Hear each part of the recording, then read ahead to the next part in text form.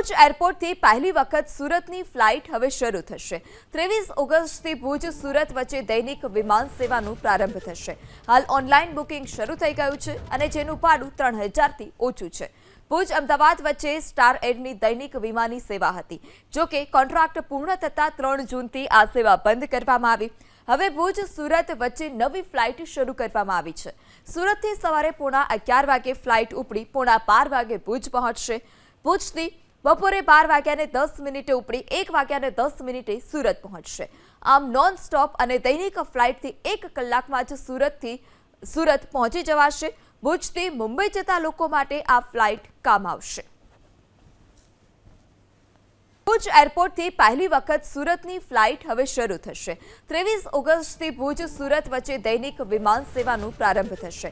હાલ online booking શરૂ થઈ ગયું છે અને જેનું ભાડું 3000 થી ઓછું છે। ભુજ અમદાવાદ વચ્ચે સ્ટાર એડની દૈનિક વિમાની સેવા હતી,